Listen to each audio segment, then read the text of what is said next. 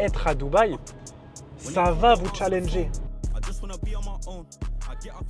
J'ai fait une petite réalisation il n'y a pas longtemps. Bon, ça fait maintenant 1 an et demi que je suis à Dubaï, ça va faire un petit moment. En fait, la plupart des gens qui viennent ici et qui s'expatrient en réalité restent. Bon, ils se projettent, déjà ça c'est fou pour moi, ils se projettent sur un avenir de 2 à 3 ans. Comment tu veux te projeter dans un endroit si c'est moins de... Putain, j'ai envie de dire moins de 5, mais même 5, c'est pas assez. Mais logiquement, quand tu t'expatries quelque part, c'est pas des vacances en fait, tu restes pas 2-3 ans, c'est pas un cursus Erasmus en fait. Moi, je me projette sur du très long terme, pour plusieurs raisons. Déjà, il faut que je sorte ici.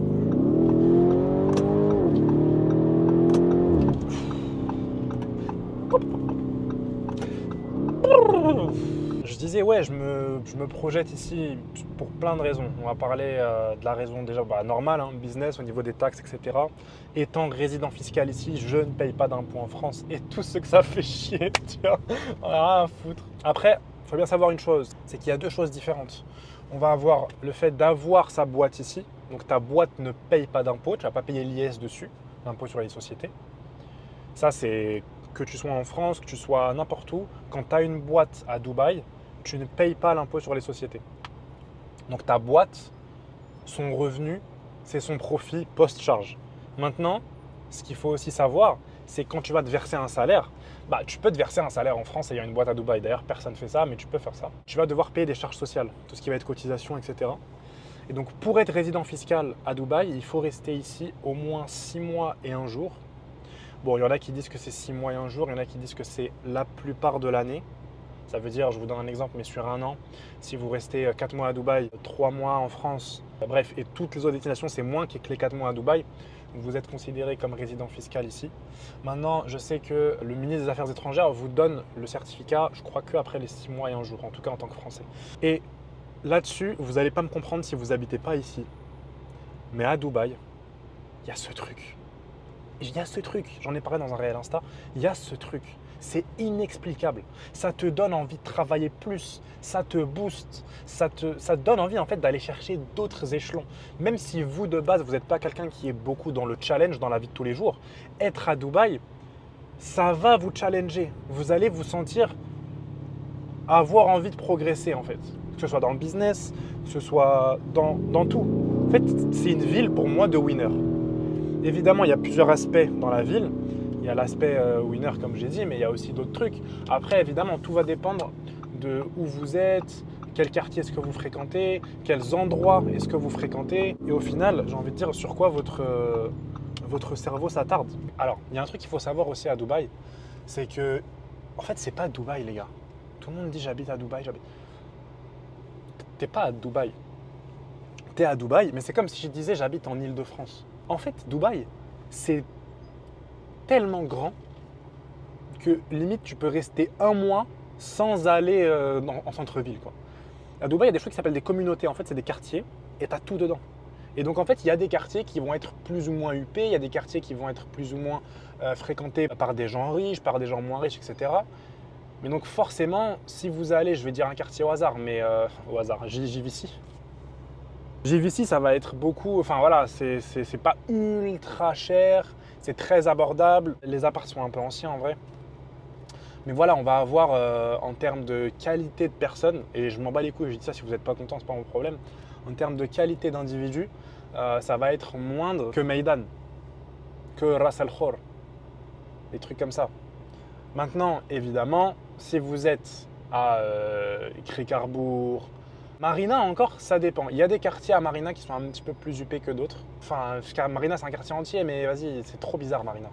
Marina, il y a des tours, elles datent de 2001, frère. On dirait que tu es en Inde quand tu es dans l'appart, je sais pas. Vous voyez le bois massif à l'ancienne là? On a tous un buffet chez nous. Vous voyez la commode là? C'est que des trucs comme ça. Hey sir, how are you? Yes, Good. alhamdulillah, sir. Alhamdulillah. Super. Full. Full. Not full. Just 50 dirham. No, 50 dirham. Like 40 dirham. 40 dirham super. You want something coffee, water, cold drink, I bring for you. No, I have coffee here. Thank you. Vous savez ce qui est incroyable à Dubaï? En fait, c'est ce que je me suis rendu compte. Le plus tu as de l'argent et le plus les gens vont essayer de te le prendre. J'ai vu la différence entre des gens qui me connaissent et des gens qui ne me connaissent pas. J'ai fait par exemple des calls avec des personnes qui vendent par exemple un service ou quoi. Bah, on va tout le temps me pitcher le prix le plus élevé. Et ça, c'est marrant. Même ici, je ne sais pas si vous avez vu en direct, upsell à mort. Full, ouais. Si tu veux, je vais te chercher un café. En fait, il sait que bah, je peux me permettre. Et il sait aussi que je vais tip en fait si jamais il fait ça. C'est smart. En vrai, qu'on le veuille ou non, c'est un pays musulman. Personnellement, je suis de confession musulmane, donc évidemment, c'est un petit peu mieux, tu vois. Dans mon quartier, il y a l'Aden tous les jours, à toutes les prières. Ça fait plaisir, tu vois. Au moins, t'es pas même, ne serait-ce que dans la parole. Je parle arabe, donc ici, tu vois, c'est très bien. Je comprends tout le monde. Donc ça, c'est un gros point pour moi aussi. Même moi, je me projette vraiment plus, tu vois, genre niveau famille. Pour moi, c'est le meilleur endroit pour élever des gosses. Certains disent non, c'est pas énorme, c'est pas ouf, parce que c'est pas la réalité, etc. Je suis d'accord sur le fait que c'est pas la réalité, là-dessus je vous suis. Mais ça dépend de quelle réalité.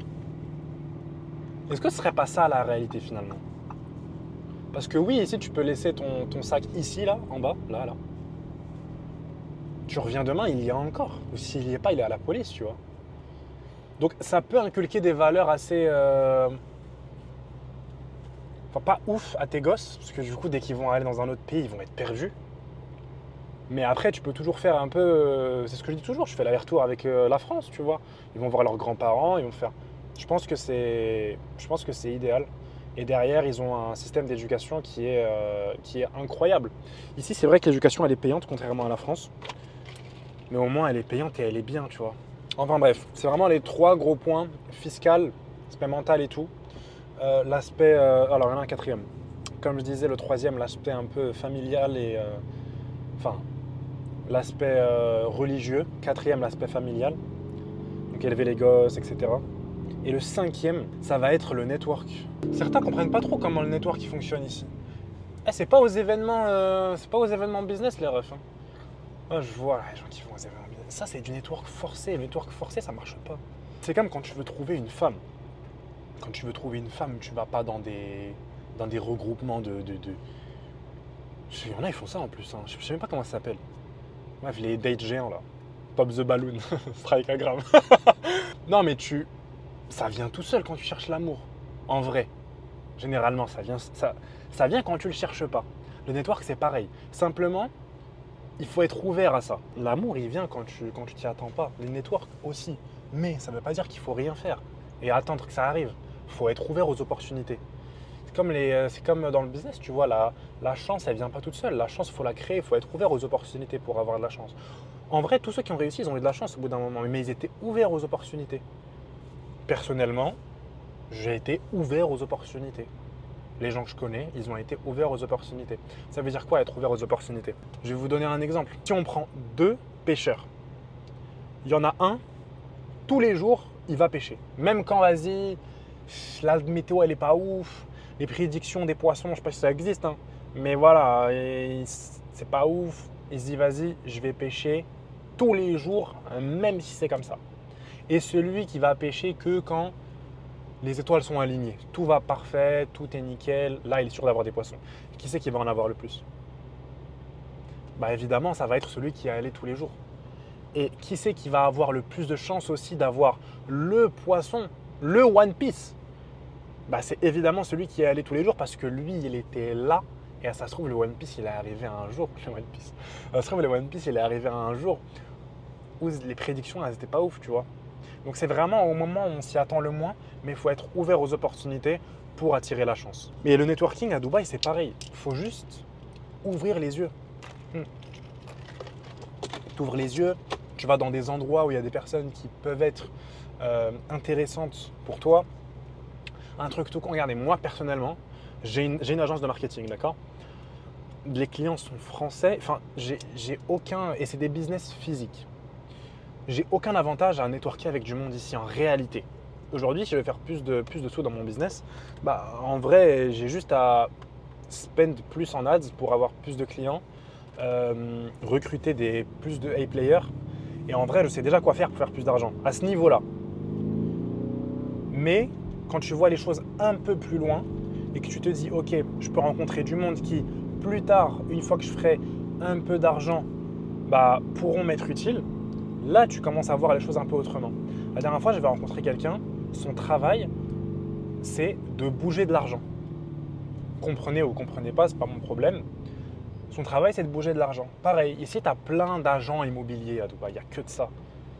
Tu peux trouver des personnes qui peuvent vous plug sur des plans où vous pouvez acheter, voir un bien immo ultra intéressant. Des choses dans le genre. Moi, là, vous voyez, je fais ça à la vidéo, tout ça, contenu. Moi, j'ai rien à vendre, j'ai pas de formation, j'ai pas de programme de coaching, de mentorat, mes couilles, je sais pas quoi. Ça, là, c'est mon agence. Il n'y a rien d'autre qui fait que.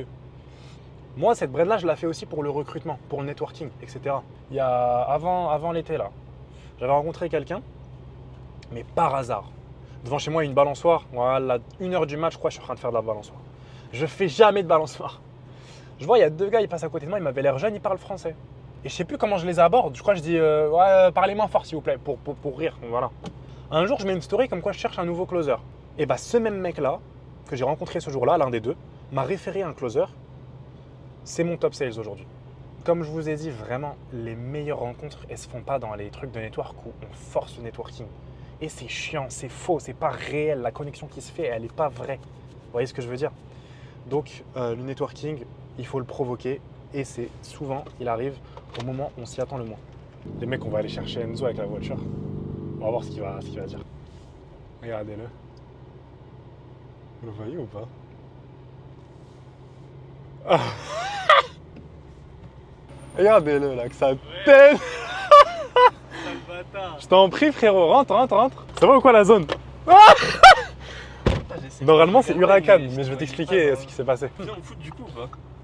Non. Pourquoi ils nous ont dit oui au final? Je crois pas. Mais pourquoi tu m'as même pas proposé? En fait moi je m'en bats les couilles, je te propose frère wesh. Bah ouais, je sais pas, je me suis dit que c'est nul au foot. Mais moi je te... Non mais par contre je suis bon genre. Ah ouais. Bah je suis arabe gros. Je suis marocain. Ouais, mais l'arme nulle. Non mais frérot j'ai joué au foot toute ma vie. Non je suis bon, juste je suis bien meilleur au basket. Ah ouais? Après tout ce que je touche je suis bon donc comment on fait maintenant?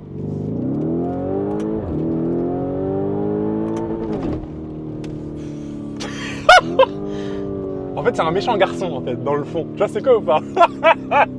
Ça me régale. Ouais. C'est pas ouais c'est ouais. Non Théma wesh. Wesh attends frère. Con ou quoi? T'as vu comment il a avancé? Il voulait te l'arracher, je crois. Ouais, je vais arracher la caisse ou quoi derrière. Débile. Vraiment avec son... En fait, j'ai compris quand j'ai vu que c'était un indien, j'ai dit c'est mort. En vrai, c'est pas mal l'Urus, mais tu vois, je pensais que c'était mieux en vrai. J'attendais à plus de... Genre, tu vois, par rapport au BM de la dernière fois. Ouais, non, genre- c'est plus puissant. Ouais, mais genre, c'est pas non plus. Genre, Je vois ce que 10 tu veux fois dire. Plus, tu vois ce que je veux dire? Après, peut-être faut ouvrir les fenêtres un peu, je sais pas. Bah je pense que c'était dans les tunnels où on voit le plus. Hein. Je sais pas si on va passer par un tunnel. Non. Wesh. Bah attends, mais mon téléphone. Non j'avoue là, là elle s'est réveillée là. Ouais en vrai là c'est mode Corsa, c'est le plus hard. T'es chaud on va chercher Blanco? Chaud. En vrai attends, t'es chaud je lui envoie un message? Mais frère, Mais il me follow, donc ça il va recevoir. vas-y. Ah oui, il habite là en plus. Et c'est quoi ça? Oh on le met dans le réel. Ouais Blanco, il va être à l'arrière. C'est un merde. Non en vrai tu sais que je savais pas mais je crois qu'il brasse de ouf là avec son software. Non. Ah ok, on fait comme ça du coup. Non, en vrai, je sais pas. Non. En vrai, je sais pas du tout. Dis Tu pas? vas faire bosser des mecs de là-bas ou pas du coup? Non j'aime pas. Pourquoi?